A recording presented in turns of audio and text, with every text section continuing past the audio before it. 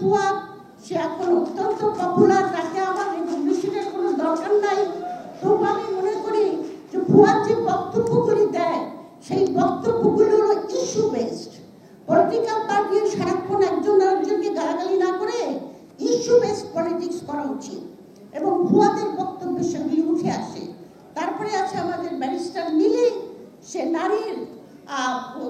নারীকে সম্পৃক্ত করার কাজ করছে, যেটা আমি সবসময় মঞ্চকে বলি যে নারীর সম্পৃক্ত ছাড়া বাংলাদেশে সব গণতন্ত্র হতে পারে না।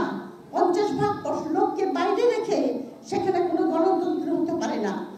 আমার মনে হয়, আমাকে একজন জিজ্ঞাসা করেছিল যেটা কেন হচ্ছে, আমি বললাম দেখেন এটা একটা বিরাজনীতিকরণের ষড়যন্ত্র হতে পারে।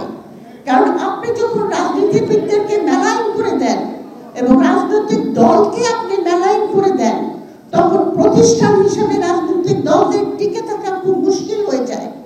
আর রাজনৈতিক দল ছাড়া আমরা যে গণতন্ত্রের জন্য প্রথম থেকে 71 থেকে যে আন্দোলন বা লড়াই চলছে, সেই গণতন্ত্র প্রতিষ্ঠা করা সম্ভব নয়। গণতন্ত্র এবং গুড গভর্নেন্স ছাড়া বাংলাদেশের যে নতুন বাংলাদেশ আমরা পেয়েছি 5ই আগস্টের পর, সেই স্বপ্নকে কিন্তু আপনার সফল করা সম্ভব হবে না। আজকে এবি পার্টি যে অবস্থানে এসেছেন পঞ্চম প্রতিষ্ঠাবার্ষিকী, এটা আমার জন্য একটা খুবই আনন্দের বিষয়। আমি সত্যি অত্যন্ত আনন্দিত। এবি পার্টি যখন গঠন হয়েছিল, পূর্ববর্তী বক্তা বলেছেন যে তাদের অনেক কিছু কঠিন অবস্থার মধ্যে যেতে হয়েছে এবং এখনো যাচ্ছে, কিন্তু তার মধ্যে থাকে নিষ্ঠা এবং সবচেয়ে বড় কথা সততা। আজ পর্যন্ত আমি কোনো জায়গায় শুনি নাই এবি পার্টির সততা নিয়ে কোনো প্রশ্ন এসেছে।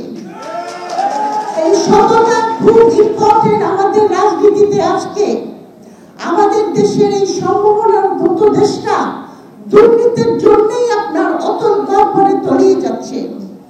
রাজনীতিকে সংস্কার করতে হবে, শুধু যে আপনার মৌলিক সংস্কার নয়, রাজনীতিবিদদেরও সংস্কারের প্রয়োজন আছে।